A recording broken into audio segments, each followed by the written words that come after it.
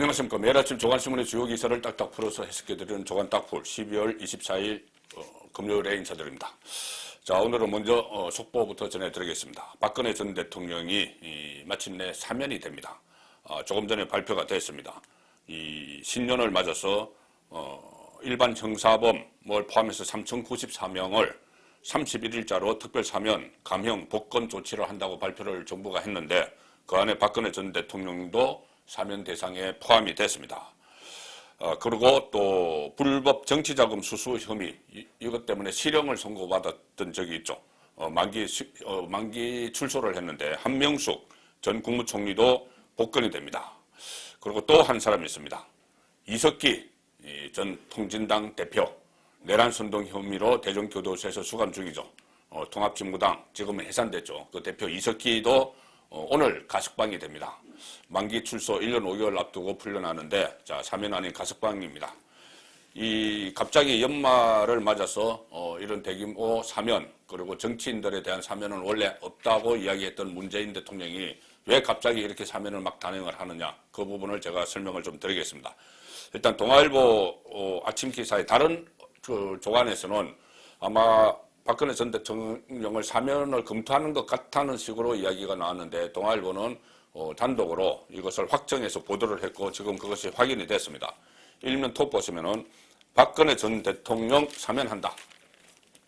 동아일보가 이렇게 일면 톱으로 가감하기 싫었는데 이것이 조금 전에 정부가 발표하면서 확인이 됐습니다. 박근혜 전 대통령이 이달 말 사면이 됩니다. 그런데 지금 병원에 입원해 있기 때문에 사면돼도 병원에서 치료를 받다가 자택으로 돌아가는데 자, 자택이 얼마 전에 또 경매 처분이 됐죠. 자, 그래서 그것이 공매 처분이 됐습니다. 그래서 그것이 어떻게 될지 또 앞으로 좀 알아봐야 될 문제이긴 합니다. 이 문 대통령이 특사 대상에 박근혜 전 대통령을 포함시켜서 이달 말에 출소 절차를 밟을 듯합니다. 이 병원에서 출소 절차를 밟겠죠. 정신적으로 좀 불안정하다 이 이야기를 계속 그 당국에서 해왔는데 교정 당국에서 또 법무부 주변에서 정신적으로 불안정하다 그래서 정신의학과 치료를 받고 있다 이런 이야기를 계속 하는데 자 그것이 무슨 의미인지 좀 두고 봐야지 알 것 같습니다. 그리고 치아가 안 좋아서 음식을 아예 못 씹는다 뭐 이런 이야기도 있고 지금 서울 삼성병원에서 입원 치료를 받고 있죠. 사면 이후에도 병원에서 출소 절차를 밟게 될 것으로 보이는데 2017년 3월 31일 구속 수감됐으니 오늘까지 어제까지 1729일 4년 8개월째 수감 중이고 전직 대통령으로서는 가장 오랜 기간이 수감이 됐죠. 그동안 뭐 어깨 질환, 허리 디스크 이런 기존 질병을 많이 호소를 해왔습니다. 뭐 바늘로 찌를 듯한 아픈 통증이 있다 그런 이야기도 나왔었죠. 근데 최근에는 치과 그리고 정신건강의학과 치료를 받고 있다 이런 이야기가 나왔고요. 아주 이례적으로 교정당국이 그것을 밝혔습니다. 법무부는 당초 박근혜 전 대통령에 대한 형집행 정치 너무 건강이 악화가 됐기 때문에 형집행 정지를 검토를 했지만 이 박근혜 전 대통령이 이번에는 형집행 정지 신청을 하지 않았어 청와대가 사면을 하는 것으로 방침을 바꾼 것으로 보인다. 자, 이것이 동아일보의 분석 기사입니다. 그리고 노무현 정부 때 국무총리를 지낸 한명숙 전 총리도 사면하기로 했다. 이 한명숙 전 총리는 9억 원 불법 정치자금을 받은 혐의로 수감됐죠. 그래서 징역 2년, 추징금 8억 8,300만 원 확정을 받은 인물입니다. 그리고 이석기는 오늘 또 석방이 됩니다.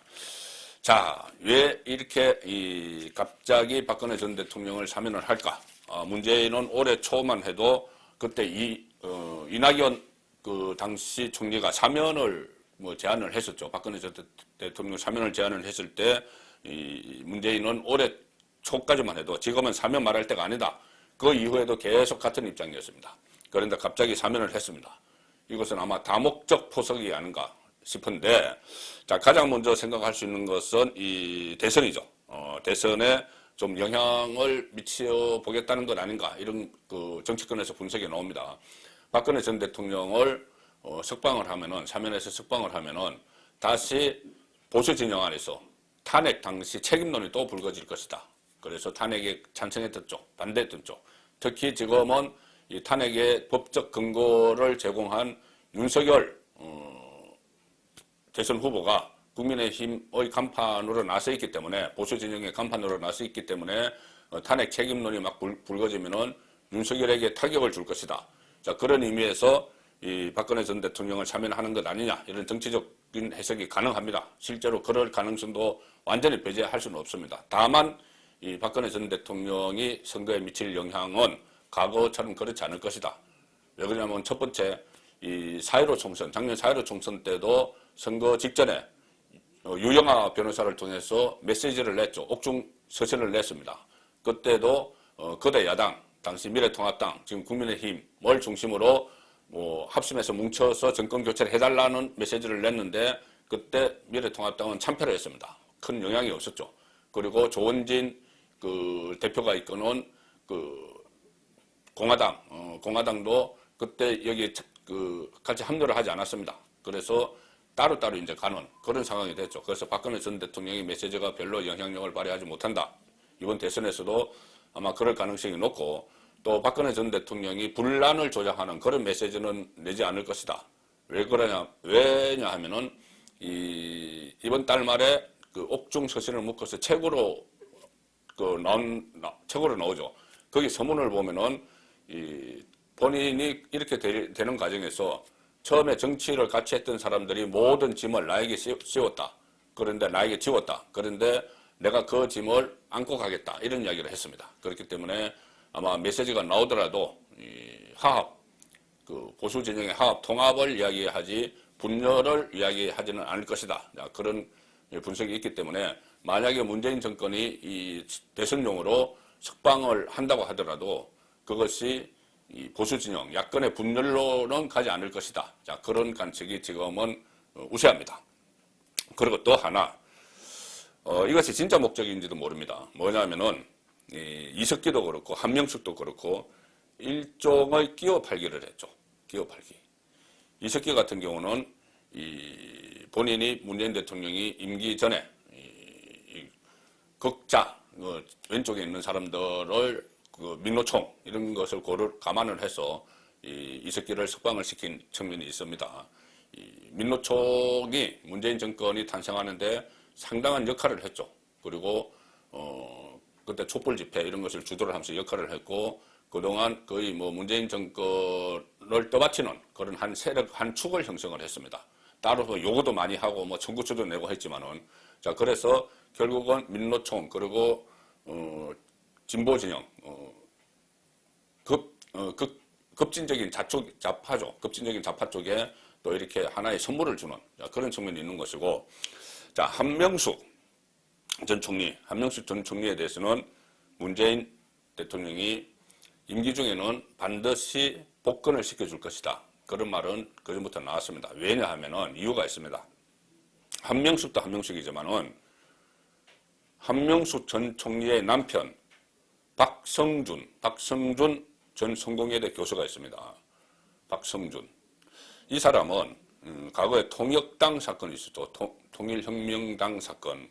그때 이 북한 노동당이 지령을 받아서 통역당을 결성을 했고, 대한민국을 전복하고 공산정권을 수립한다는 그 목적으로 설립이 됐던 통역당. 거기서 통역당 사건에서 청년 조직을 담당했던 인물입니다. 박성준. 그래서 15년형을 받았는데, 이 박성준이 그 이후에 이 진보 진영의 이 마크에서 어떤 논리를 제공하고 여러 가지 정책들을 조언을 하고 했는데, 문재인 대통령의 숨은 조력자다, 숨은 멘토다, 그런 말이 계속 정가에 파다했습니다.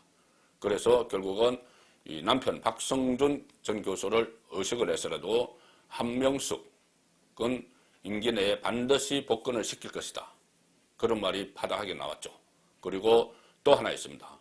한명숙 사건에 대해서 윤석열 후보, 윤석열이 검찰에 있을 때 윤석열과 가까운 사람들이 한명숙 사건을 수사를 했습니다. 그래서 그 이후에 그 수사관들에 대해서 검사들에 대해서 무슨 감찰도 이루어지고 막 그런 적이 있었죠. 그래서 이 한명숙도 일종의 검찰이 검찰이 없는 죄를 뒤집어 씌운 것이다. 뭐 이런 식의 이미지를 또 심어주기 위해서 한명숙을 복권한 그런 측면도 사실 있습니다. 자, 그래서 상당히 이 정치적인 여러 가지 포석으로 박근혜 전 대통령을 사면을 했다. 그런 해석이 가능하겠습니다. 조금 전에 제가 말씀드렸죠. 그 이낙연 전 국무총리는 올 초에 사면을 박근혜 전 대통령 사면을 제안을 하는 바람에 엄청난 역풍을 맞았죠. 역풍을 맞아서 그때만 해도 이 진보 진영의 대선 주자 지지율 1위였는데 급격히 추락했습니다.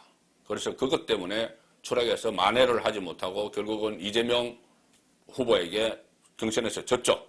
그리고 경선 과정에서 또 뭐 기권표를 환산하는 문제 때문에 이 결선 투표를 하지 못해서 사실상 경선 불복 상태였는데, 자, 최근 들어서 윤석열 후보가 부인 김건희 씨 문제, 또 이준석의 이 어떤 목리죠, 목리를 부리는 뭐 이런 바람에 지지율이 주춤하는 할 때 이것을 틈타서 범 여건이 총동원령을 내려서 모두 전면에 나서고 있습니다.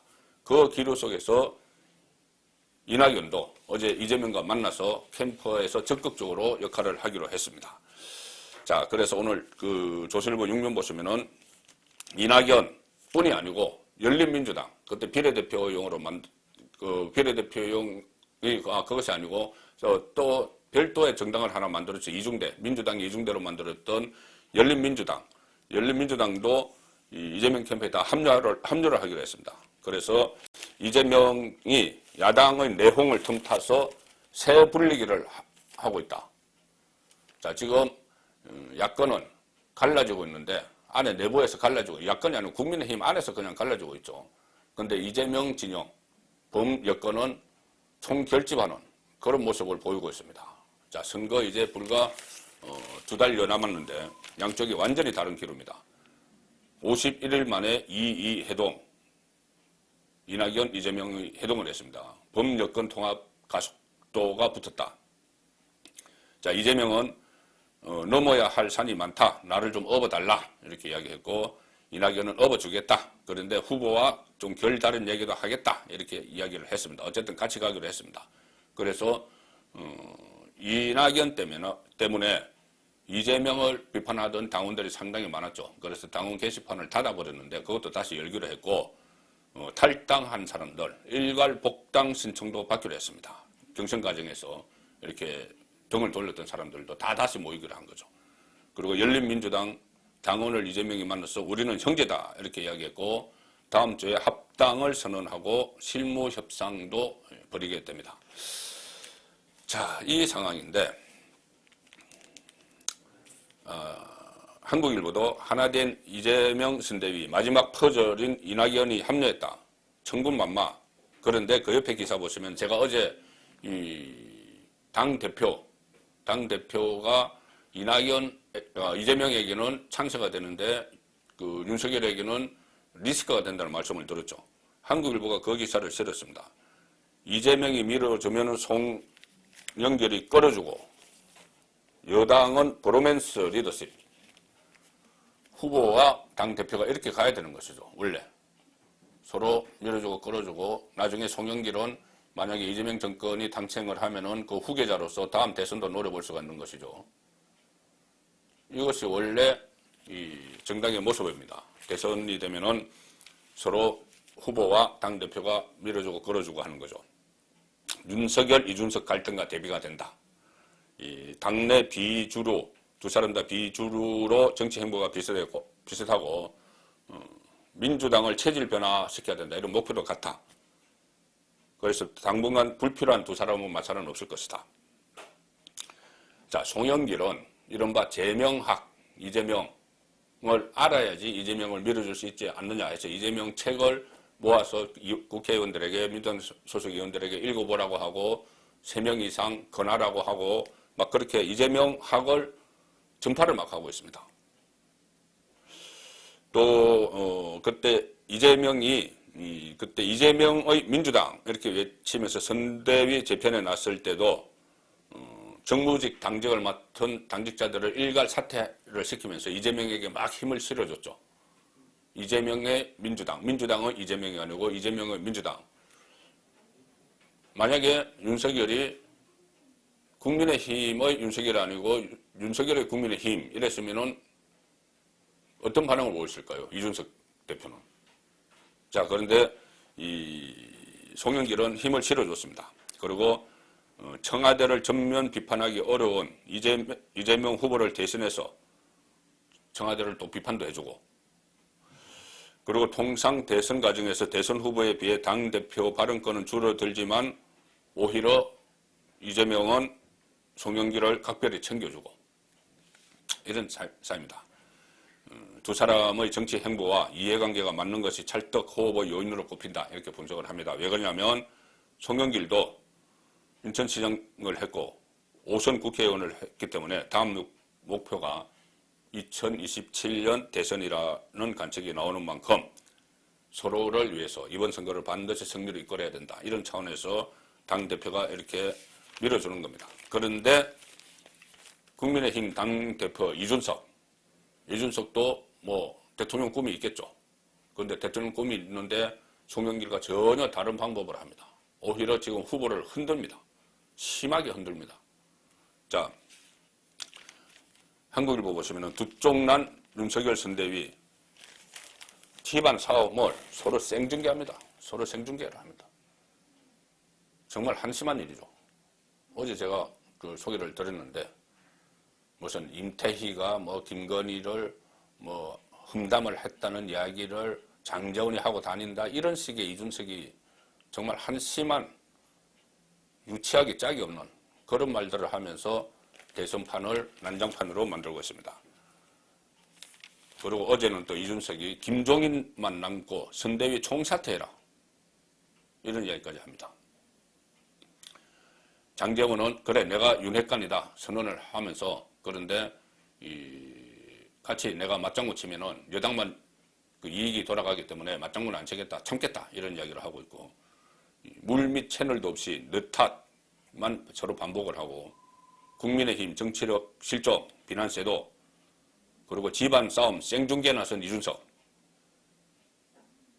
이런 이야기도 했습니다. 이달 초 울산 합의 이후에 윤석열이 이준석 대표가 하라면 하고 안 하면 안 하겠다고 말하지 않았느냐, 그런데 왜 내 말을 안 듣느냐, 이준석이 이렇게 이야기합니다. 후보가 왜 내 말 안 듣느냐. 그래서 국민의힘 둘로 쪼개지고 있는데 당 홈페이지 당원 게시판에 보면은 이준석 대표직 사퇴 이렇게 하는 그 목소리도 있지만 윤석열 후보직 사퇴, 홍준표로 대선 후보 교체, 이런 이야기까지 나오는 지금 어이없는 상황으로 가고 있습니다. 자, 이 부산일보, 부산 쪽에 신문 부산일보도 이 문제에 초점을 맞추고 있습니다. 어제 윤핵관은 부산을 벗어나지 마라 그러면서 그 장제원을 저격을 했죠.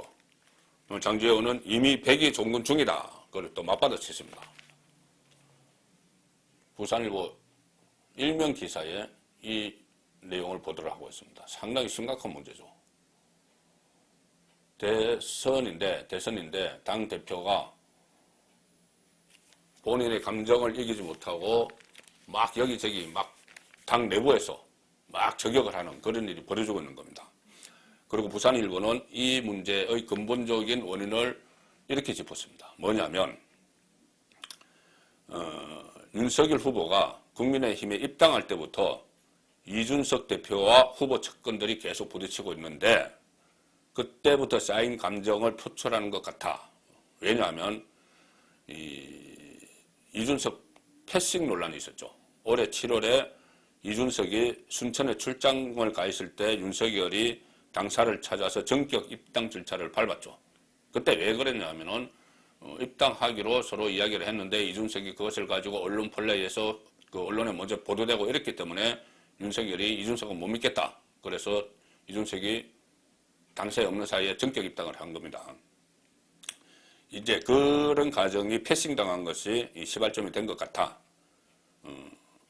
이준석 그 울산회동, 그때 윤석열이 찾아간 울산회동에서도 이렇게 이야기했었죠. 순천 출장이 저에게는 아픈 기억이다. 자기가 순천 갔을 때 윤석열이 입당을 했다. 그것을 두고두고 원한으로 삼고 있었다는 이야기입니다.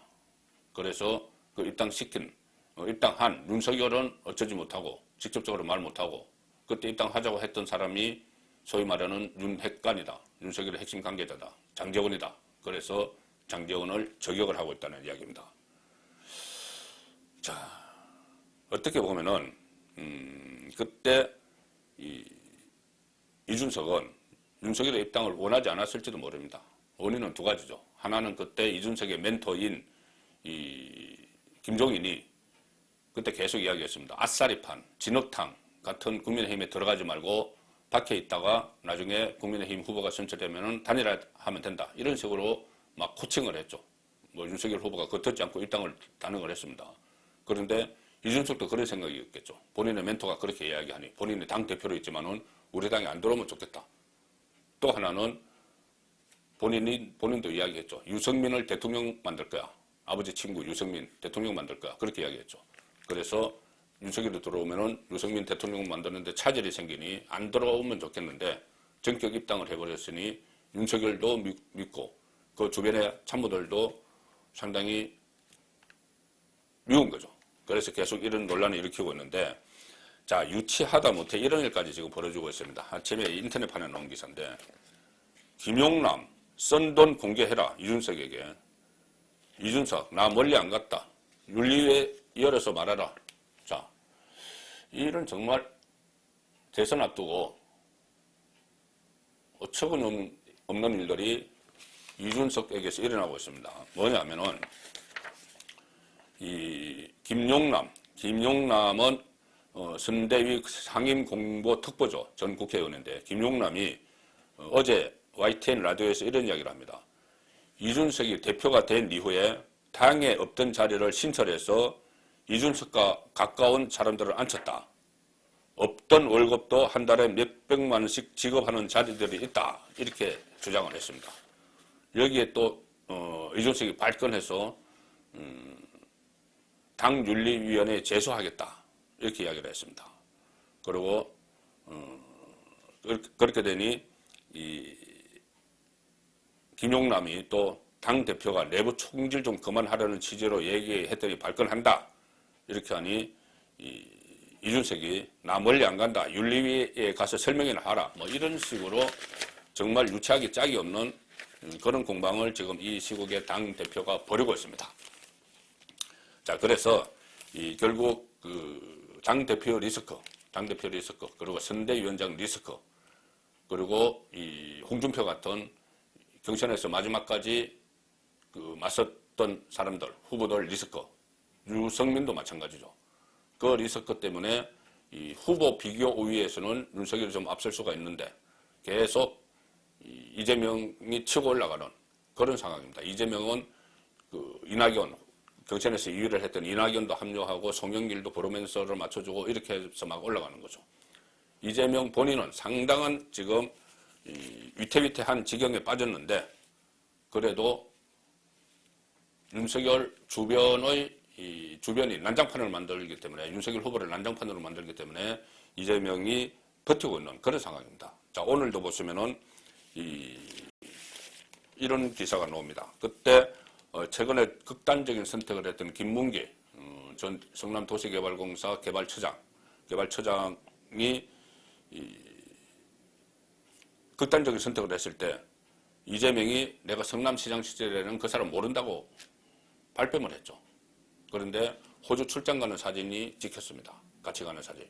그리고 오늘 또 새로운 또 호주에서 뉴질랜드에 이번엔 가서 호주 다음에 뉴질랜드로 가는데 뉴질랜드에 가서 또 유동규, 김문기, 이재명 같이 또 사진을 찍은 사진이 또 보도가 됐습니다. 자, 이런 상태에서 계속 이런 사진이 나오는데도 나 성남시장 시절에 김문기라는 사람 몰랐다. 이렇게 발뺌을 하고 있는 것이죠. 거짓말이죠. 그리고 이 김문기 씨는 극단적인 선택을 하는 그 여러 가지 이유가 있는데 동생이 유족 대표 자격으로 해견을 했습니다. 거기서 김문기가 초과 이익 환수 주장하다가 유동규에게 뺨까지 맞았다. 자, 그래서 하천 대유에 대규모 돈을 몰아주기로 설계를 한 거기에 대해서 좀 반대 의견을 냈다가 폭행까지 당했다. 그런 이야기까지 지금 언론 나오고 있습니다.